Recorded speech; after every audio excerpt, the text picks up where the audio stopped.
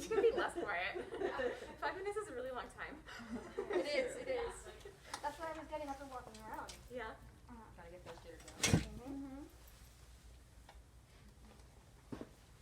Because I'm getting all the anxious heats now. It's just us. I know. Yeah. It's part of getting into carrying now. Oh, that's I know I true. can't get That's true. Think of it that way. That's true. That's true. We have come You to could conjure up the fake tears. what? and- I said we've come to an arrangement where you will buy 2 copies and I will give you my copy. Nice. Well, now that I still have smelliness, I can actually send it to him. Yeah. I wasn't going to send him. Easy to mail. Yeah.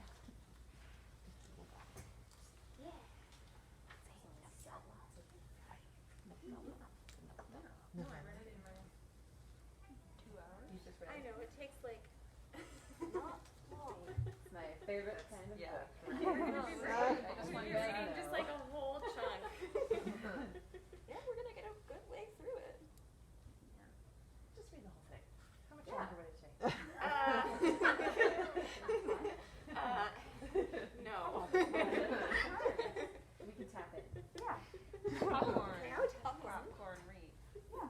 I love reading the first scene, except whenever I get to the part where I remember Simon's Cockney, I stumble. It's why, yeah, I'm not doing the accent. That is I know. No, but It's not happening tonight because I used to be able to do Cockney and now I can only do like a sort of sad quasi-Australian. I've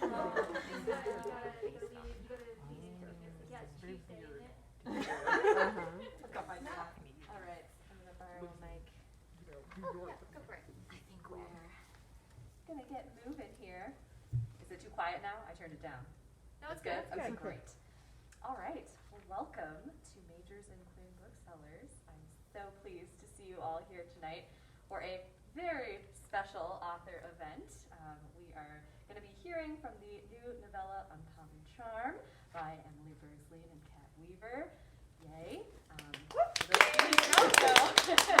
For those of you who don't know, Emily is a former NMQer, which is why we're all especially excited.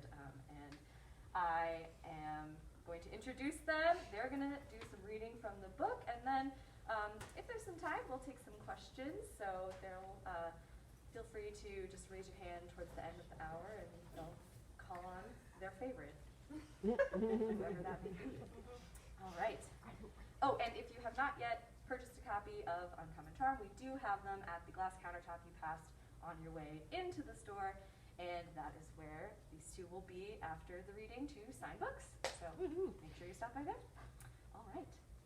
Emily Bergslien and Kat Weaver live in St. Paul, Minnesota with their 2 small birds.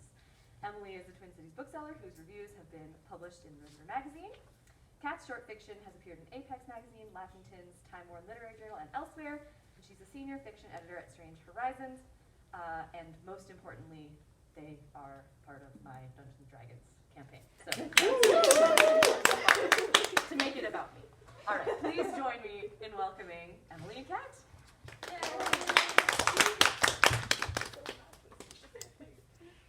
So in case it wasn't clear, I'm Kat.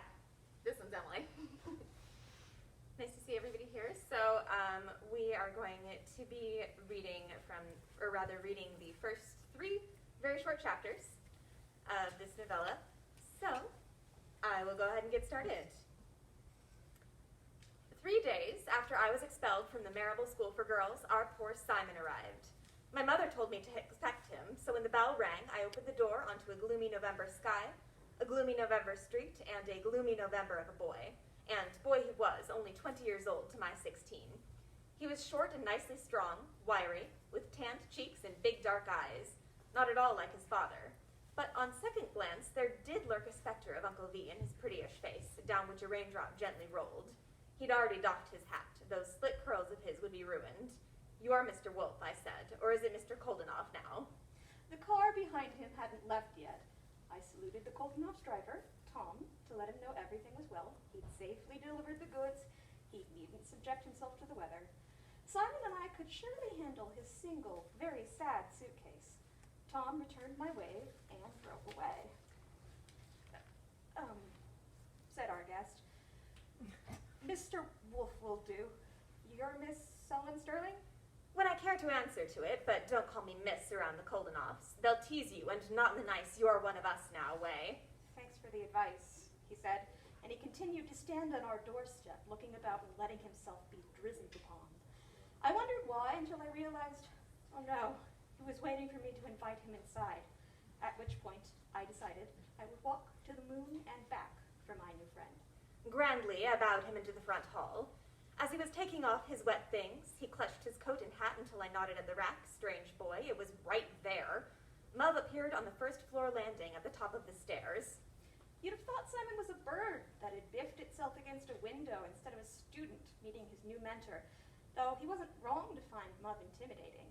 From his point of view, I'd have seen not only a small, brisk woman whose bobbed auburn hair absolutely guillotined her jaw, whose freckles foxed her face like that rust on old books, whose black soup cut her body into clean ink lines, but the most ruthless magician England had ever born. And she was a pretty ruthless mother, too. Good afternoon, Mr. Wolfe, she said. You may address me as Lady Aloysia, my lady, or ma'am. It was her way of trying to set him at ease, laying out the protocol, only she was always so dreadfully blunt about answering questions you hadn't asked. More embarrassing still, Simon's nod became a strange half-bow. Oh, don't, I groaned. Julia will show you around the house. Mub fixed an eye on me. His room first, please. You will not make him haul his luggage everywhere. Is there more? Simon's hands tightened around the handle. No, ma'am. Just the one. Very well. We will meet for dinner 3 hours from now. Do tell me whether I've correctly understood your dietary needs. Mub, honestly, you needn't be the lepidopterist pinning butterflies. You can ask him these things like you're both human people. She gestured for me to take the suitcase. I hefted it before Simon could object. Thanks, Miss, Lady Aloysia, ma'am. No, it's, Simon grasped uselessly at the air. Thanks, but you don't have to do all that. Mub tapped her elbow. I see. Julia, after you help Mr. Wolfe get settled, please inform Beth the week's menu may remain as it is. I asked, she continued, both addressing him and chiding me, because I would not put it past Madame Koldenova to serve you roast pork every day. It was every other day, said Mub, Simon. Mub blinked down at him. He blinked up at her. Silence could be loud indeed. An entire 3-second opera played out as I started to drag the suitcase upstairs. Simon's footsteps came in a flurry after me, and generous girl that I was, I let him take charge of his own belongings. When we reached the second floor, he turned back with a perplexed look, but Mub had disappeared into her laboratory. He couldn't have expected hugs and smiles, not from the Lady Aloysia Sterling, not with her reputation, though I knew for a fact he'd received colder welcomes. I had the hold of it from Maria Nadel Koldenova. After 3 weeks with the Koldenoffs, Mub ought to seem downright tropical. Simon murmured, did you see... Oh, I tilted my head. Yes, do go on. He shuddered himself. Never mind. These games are unnecessary, you know. You don't have to keep secrets, and you don't have to doubt your eyes. I can help. I did grow up here. Mub never fails to keep a thread in her needle, not that I pay her magic any mind. It is so tedious when your mother always knows where you are and what you're thinking, but you'll find out soon enough. I didn't see anything. What did you see? A woman, Simon said, startled into answering. Not your mother, but tall and blonde. Bit bony and, bleeding. Oh, well, I should have expected you to be a medium. Come along. I bounded up the stairs. The ghosts will wait. Simon's bedroom was on the second floor, down the hall from mine. I had the street view, he had the back garden, and the former coach house, which now accommodated both Granddad's London car and its driver, Bill.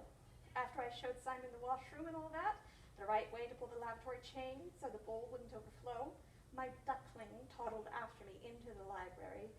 Though it was neither large nor equipped with books of interest to the modern reader, the itch in his fingers was unmistakable. Ha, I said. I knew you'd venerate the written word. You're just the sort. The novels in my room are better. Borrow anything you like from there or here, only mind the spiders. They skulk about these high ceilings especially. It's hard to keep up the place, you know. Granddad can't spare us more than Dolly and Beth, and Mub's too particular to bring on anyone else. When I mentioned spiders, Simon looked up as though he expected a plump specimen to descend upon his nose. I had to laugh. As we left the library for the main staircase, I did him the favor of explaining Mub. It was only right to let him know what to expect. She's a very private person, Mov is, even magicked herself out of needing a lady's maid. Someone to remind her when to eat and sleep and get out of bed, like she had when I was very young. She's always had a mania for her work, I swear. She wouldn't have fun at all if it weren't for Uncle V. Simon used his ongoing search for spiders as an excuse not to talk. I didn't mind. He needed time for his new circumstances to sink in. Don't tell her I told you all this, though she'll pluck it from your head anyhow. I gave him a nudge. Next time she has her gloves off, you'll notice the scars. Oh, do let's say hello to the sheep. I made Simon pause with me before the paintings along the stair, the bucolic landscapes and the portraits of Mov's relations. The stuffy art she could neither replace nor sell, nor, if it were up to her, burn in the street. The house wasn't hers, and it never would be. My grandfather, the Earl of Barrabeck, was letting us live here until he died. Not only would I inherit the house, I'd get everything else he would have left to her. He cut Mov out of the will when she got divorced. She and my father split after the war, I continued. Before I was born, they lived in all sorts of places, Paris and Vienna and Hong Kong, but she made him leave London when I was 9. I don't know the old pater well. He's a rich and a Tory, and worst of all, a terrible bore. Now he's in Germany with his pack of wolfhounds and his priceless medieval tapestries. Simon thrust his hands in his pockets as we progressed upstairs. I am led to believe a great many things happened to my mother, I said. Some of them weren't even her fault. Watch your step. That floorboard creaks. It's no good for midnight sneaking. We strolled through the nursery, its sparse furniture draped in sheets. We paused in every drawing room so I could point out how each one was more Victorian and unnecessary than the last. We went down to the kitchen where I introduced Simon to Dolly and Beth before passing along Mov's message about the menu. He cleared his throat and murmured something about not wanting to be a bother. We traversed the dining room, its curtains closed over the rain. I rightly informed Simon that the burgundy velvet and oak panels would stifle us to death if we stayed too long. With shy humor, he replied that after an excruciating dinner, death might be a relief. To which I agreed, but dinners were always fun when they included me. I swept my fingers down the long table for the pleasure of its slick surface and detached myself with a cheerful rap. Onward! I don't suppose you read Tatler. Neither do I. Mov doesn't subscribe, but I steal Marie's and Adele's when I have the chance. I like the old issues. It's such fun digging up the dreadful things everyone's parents got up to, but they're terribly vague about how your father's brother died. I wish they'd kept more than the society journals. The inquest wasn't only gossip, it was news. What's the matter? We'd made our way to the outside of Mov's first-floor laboratory, which was what everyone started calling the ballroom as soon as the wounded soldiers stopped coming. Though its big French window was overhung with drapes, it retained the once famous electric chandeliers. We would not admire them today. I didn't have a key. I only supposed I'd ought to show him where he would be studying. As I talked, he'd sunk to new depths of quietude. Perhaps he was nobly suffering the sight of another ghost, I thought, but after several seconds he said, I have trouble thinking of him as my father. You and everybody else. Seeing his lips twist, I added, would you rather I lie? Suppose not. He peeled himself from the wall. Thanks for the tour. You're off to be alone in your room, aren't you? I'm sorry I didn't ask you anything about your life. I'd say I wanted to spare you from repeating yourself when Mov applies the thumb screws this evening, but that would be a lie. I got carried away and forgot. Forgive me. I furnished him with another brilliant smile. You can tell me everything about yourself later, I promise. Though his bloomed more hesitantly than mine, a smile was a smile. Right, he said, and you can tell me how you got expelled. Though Mov insisted we dress for dinner as a gesture of respect, it only made Simon feel more shabby and out of place. He still had on the afternoon's brown suit. Don't worry, I said. I didn't wave or even comb my hair, see? I motioned at my fair, feathery cloud of a bob, and Mov is wearing the same stockings. She acknowledged me with a sigh and a stir of her soup. Oh, Mov, do you know any blonde women who died? Spoon nearly to his lips, Simon gazed in horror at Mov and me, especially Mov, but she only said, Why do you ask? Simon saw her earlier. He's a medium. Many magicians are, Mov replied. Ghosts have never appeared for me, but Vladimir's sister, your aunt, nodding at Simon, used to set up tea parties for them. Magic is a matter of leaving oneself open to experiences beyond the ordinary and accepting the extraordinary in the everyday. As with every discipline, practice begets improvement. Do you know the blonde woman, though? Yes, she said. Mr. Wolfe, would you care to ask me any questions about what he will be studying? It was supposed to be just the two of you, I confided to him. You're lucky I'm here to chaperone. He said. If I was being a pest, Mub deserved it for that comment about practice. I never practiced at anything in my life. I never needed to. I would always be the cleverest cat in the room, which wasn't difficult when it was filled with peers in their spawn. But even if some lordly egg finally disgorged a genius, I wouldn't begrudge my defeat. Mauve sipped her claret, leaving me to deduce for myself why she hadn't risen to my bait. All right, it was my discomfiting Simon to which she objected. He kept raising and lowering his spoon without so much as a sup. Sorry for his sake, almost, I said. I'll not make another peep, I promise, unless it is very funny. A laugh, Simon offered, and then finally, as though bracing himself, he turned to Mauve. In your letter, ma'am, you mentioned something about making the magic you need. What does that mean if it was passed down from the... Is that what Vladimir told you? And yet he would believe it. Allow me to correct his misconceptions. Of course, ma'am. He worried at the napkin on his lap. I'm all ears for anything you've got. With my half glass of wine, I drank down facetious warnings. She'll experiment on you, Simon. She'll lock you in her laboratory and drain your blood into hundreds and hundreds of exquisitely labeled vials. She'll catch you in a web of wards and haul dire secrets from your ensorcelled lips. Beware. Mauve wouldn't really do any of it but blast. And then only if he made her very angry indeed. Even I had never managed that. I wondered what she thought of the anxieties that were doubtless knocking about Simon's skull, whether he was the right protege for her, whether they would get on. Magician or not, I already liked having another person about my place. I raised my eyebrows at him. You're in for it now, when Mauve started her favorite lecture, the one in which she claimed anyone could enact magic, whether or not they regarded it as such, because magic could be anything. Why impose limits on the limitless? The persons most inclined towards magic were those whose experiences of reality were already at odds with the norm. If few of them actually made the leap and called themselves magicians, even fewer gained any sort of public acknowledgement for it. Mauve would always insist her renown was due to her class. My spork was more interesting than this old speech, but Simon hadn't heard it 5,000 times. Though he mainly stared somewhere in the vicinity of Mauve's plate, like a dainty fawn, he occasionally ventured a beautiful brown-eyed glimpse above her head. So, whatever his feelings were about being a magician, about his magic not coming from Uncle V, curiosity was among them. Staying with the Koldenov family was always the best part of my life, but the past 3 weeks couldn't have been nice for Simon. He was too common, Marie and Adele said, and I had believed them. What was Simon's opinion of the Koldenovs? They may have been my third cousins and my first friends, but... Arthur was fundamentally incapable of understanding anything beyond rugby or rowing, despite his being at Oxford, and he was no ally for Simon besides.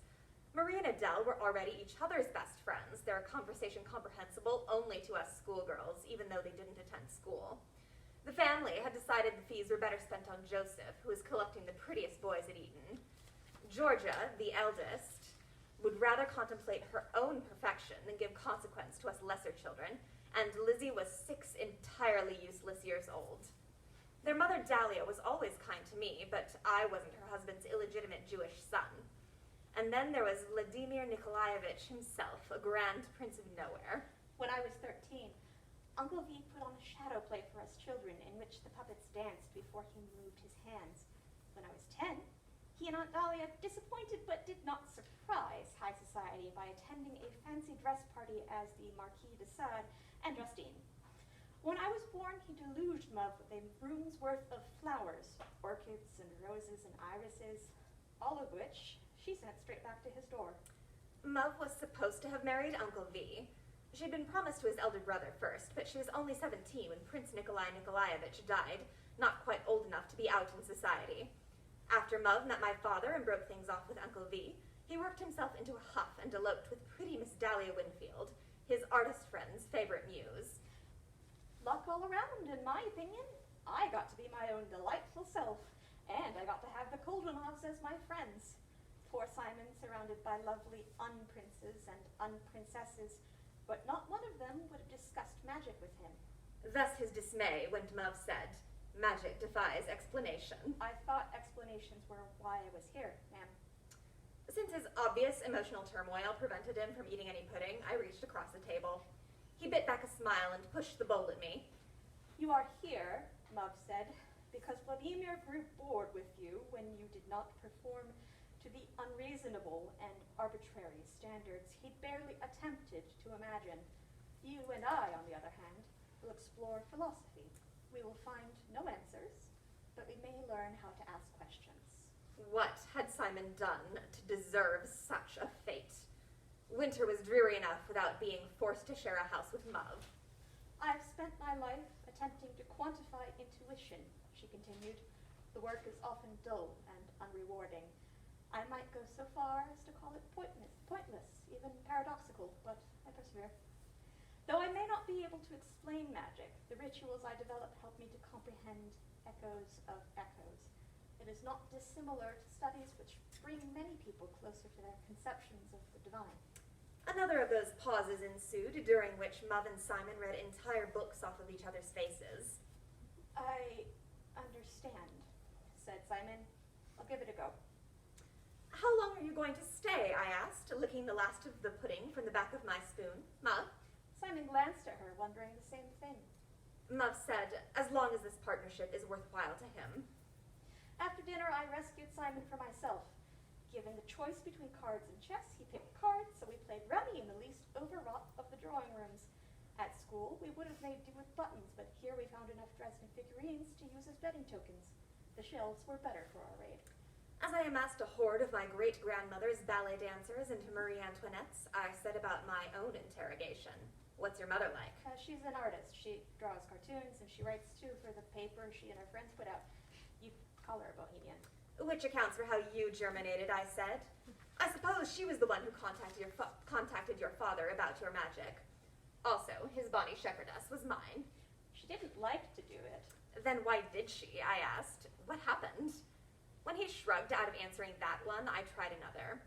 Did you always know who your father was, or did she have to break the news? You're cheating. And yes, I did. Did you ever think he'd acknowledge you? I was most certainly cheating. We were playing with my own deck, which I'd been smart enough to mark when I was 12. See? I showed him the star as I needled into the back of every corner.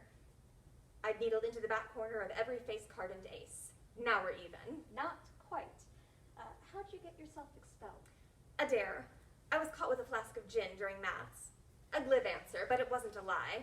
Numbers are so much lovelier when I don't have to make them dance. Well, that's pedestrian, isn't it? I'd have pegged you for something cleverer. Flattered he'd let down his guard enough for that breath of hackney to slip out, I teased. I've earned your disapproval, Mr. Wolfe. How long have we been acquainted? 5 hours? For old folks like you, it usually takes 5 minutes. I'll get the real story out of you. Just you wait. And no, he said, fanning his cards face down. He became very still and inward. I waited for the contemplative breathing to finish, and my patience was rewarded. I thought me and him were happy to stay out of each other's lives. If it weren't for the magic, he would have been. Right, said Simon, and the dear boys stared at the table, desperately unable to say anything else, as though I had lent voice to his deepest, darkest musings instead of the plain truth. This was not how his future was supposed to have gone. He picked up his cards. When I glanced at my own hand, I noticed that the top K on the King of Spades was printed backwards. So was the bottom letter, and yes, the king himself. How funny, I thought. Then I realized that while I was still on the sofa, I was seated on the opposite side of the table. The fireplace was to my left instead of my right, and the garden window had switched places with the portrait of my great-grandmother. Though neither Simon nor I had changed, the biggest freckle on my left arm remained in place. The rest of the room had completely flipped. Sorry. Simon lowered his head into his hands. Sorry, I'll fix it. We're not trapped in a looking glass, are we? I opened the door into the hallway. The staircase seemed normal, as processional as ever, and persistently up and down. No window had manifested on the wall, and the big oval glass above the ormolu lamp failed to shine with an unearthly light. Good news, I called over my shoulder. You only warped this room. He groaned. I'd prefer a prettier renovation. Are we stuck with this one? Simon's reply was muffled. I hope not. As a test, I brought one of the reversed playing cards into the hall. The number 3 continued its masquerade as a curvaceous E. When I tried the opposite, taking a decorative plate from the hall into the room, its painted landscape remained true to the artist's vision. I reached the end of the easy logic, though I needn't have bothered with this puzzle in the first place. It wasn't mine to solve. I laid down the plate beside Simon and his near-corporeal anguish. I'll get Mom, shall I? She'll want to take notes. We catalogued our observations until nearly 2 o'clock in the morning. Of course, I was conscripted. Young ladies who wasted opportunities their mothers never had must perform their due penance. She never said as much, but I knew Mov. At least she rang for tea before Dolly went to sleep. Not once did Simon complain. Not when Mov sent him out to the garden so I could wave at him from beyond the looking glass, nor when she asked him to measure the room's dimensions with a knotted string, nor when she made him document everything we said before the switch. He lapped up the direction because for so long he'd lacked anything of the kind. Mov saw it too. This is false productivity, she warned. We will not solve anything. We will happen upon no special clue. We are only tricking ourselves into thinking we have control, but the alternative is to sit here and sip our tea. Do you understand? We must either do everything we can or do nothing at all. I raised my hand. Can I choose nothing? No. Simon's pen paused. Well, ma'am, I've encountered similar ideas. Do what good you can in the world, right? Faith can be essential to one's understanding of magic, Mov agreed, though to what I was not exactly certain. Apart from formal religious practice, one might have one's own set of rituals. She laid her ungloved hands across the back of the sofa beside Simon's shoulder. I jerked my head at him. Look! But he spared only a quick glance at the scars, pale remnants of the hundreds of scabs she'd picked at over the years. Instead, and with great intent, he met her eyes as she continued.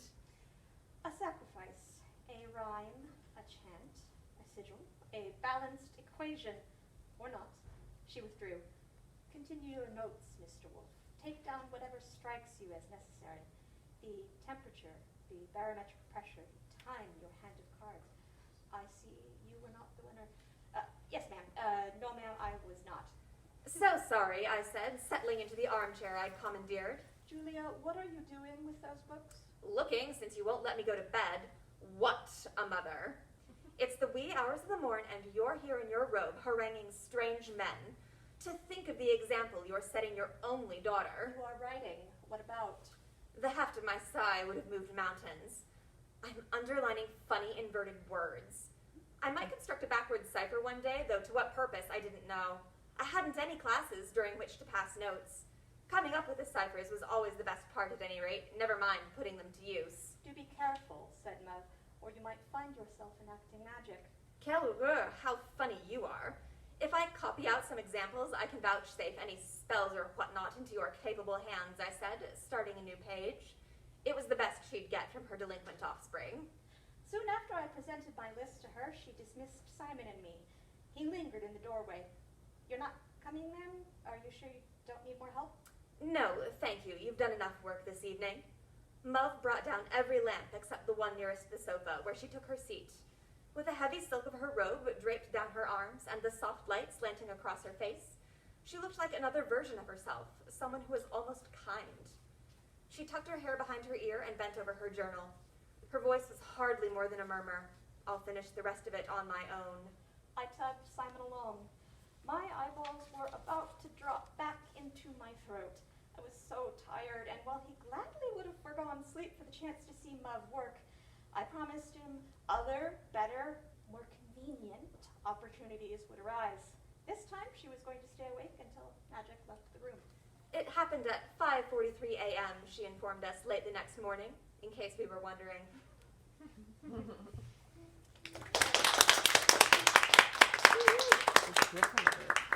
Anybody have questions? Okay, Yeah. Dina. Tell me about your process writing together. Oh, yeah. Thank you, Dina. That was a very nice leading question. It's almost like you know how it works. So Emmy and I, how we originally drafted it was we had like a shared Google Doc that we would write in together, but a lot of the dialogue is actually improvised. So we would play out scenes with each other, like while we were cooking dinner, and then we would write down what we remembered of those conversations, like anything really funny that struck us, to make them into something more readable. And Kat does a lot of the actual prose, but I sort of make the frame that it gets hung upon.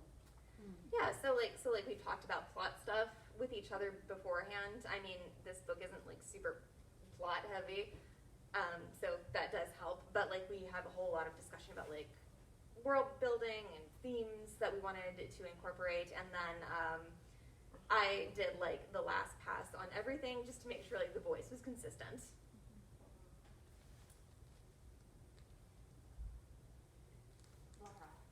So, like, what made you guys go with a novella-length story as opposed to either a short story or a full-on novel?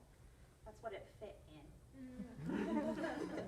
I mean, like, it's, to give a better answer, like, this story, or rather, not a better answer, a more, like, elaborate answer. Like, this story, it's not a big story, it's not, like, a world-changing story. It is a very domestic story focused on like just a few people, and in fact just like a little slice of time in the lives of these people. So getting it to novella length, it just made sense. Like there was more meat there than a short story typically has, and there's more like subplots and more characters we wanted to include since this is a pretty character heavy novella. But it didn't have like quite enough weight to it for a novel. Like trying to stretch this out would have been really difficult. It is also partly dependent on the narrator too, because Julia, of course, she's going to be fairly brief. Well, sometimes. Whereas if it was told from somebody else's point of view, it could be a lot longer. So Simon. So yeah, Simon would never shut up. At least just in his head, he would not actually say anything. How is it related to your Dungeons and Dragons stuff? Okay, so it's a really Wow, circuitous okay. process. Okay, so we've been writing Simon and Julia's characters like for fun ever since we were teenagers. Like we've been building this world together for a really, really long time, so like 15 plus years. But we sort of revived them when one of the people here this evening invited Emily to join a Dungeons & Dragons campaign, and she was just kind of like, oh, I have this character that I could use and that I can play. I'll play him. And then eventually I joined the campaign as well, and I was just kind of like, okay, well, if Emily's playing Simon, I'm going to play Julia. They were sort of different people at first, of course. Like, it's obviously a very high fantasy setting, but originally they were just side characters in like the extended universe of this historical fantasy. But then, like, as we started like doing roleplay improv with our friends, we actually started liking these characters again, and we came back to some of these old stories that we'd previously written, and we were just like, oh, you know what? I think we could actually make this into something. One thing feeds another. Yes. So you had written stories already, Yes. like not just sort of made the characters up, but actually written. Oh yeah. tales. I mean, they were not very good. I mean, there is a novel incorporating like way different and way earlier versions of these characters that we wrote like together when we were literally 15. There Like- were vampires. Yeah. I Can we see that version? yeah. You may not, though I did. You want the B-side. I did print out 2 copies, one for myself and one for Emily, and I brought Emily's copy to Latin camp that we went to when we were teenagers for her. That could be like special fan club stuff. I literally If we do not can think pick it it up. exists anymore, but like, oh, I dread it. Sarah. Well, I got a question, but you kind of started to answer it, which was because you've been working on these characters for so long, I was just curious of the characters that you've been reading for tonight, Simon and Julia Julia's mom, who has changed the most from their original conception, maybe excluding the vampire stuff. Just like personality-wise. Honestly, I would say, even though he hasn't shown up, he's been mentioned, Vladimir. This character has gone through many iterations, and this is the one that we had settled on. But I mean, all of the characters have pretty much changed. The one who's changed the least, I can tell you, is Julia. Simon was a lot surlier, and I think older. Who did the artwork? Oh, sorry. Yes. No, this is a good, very short question. So Yeah. we would Marlo love Loon. to plug the artist. Awesome. And we asked for them, and we got them. And they were very, very lovely. Are they Terrific. local or? No. Okay. No, I believe that they're an artist from Somebody cool. somewhere in Baltimore. New England. Yeah. Jenny. I'm curious if then there are more stories with these characters. Oh, if you're- boy. Yeah, so the sort of conceit of this entire thing is that we could focus on any given character and just tell really any story. There's no main figures, although they all kind of orbit around Allie and Vladimir in some way. So there are things cooking. There may be more eventually. There will be more eventually. It's just unknown what shape it will take. Yeah, so the conceit is that, a lot of people in this universe have their own stories in the timeline. A lot of people, mostly circling this family outward. But everybody would be a first-person narrator, and the genres could be very different, potentially.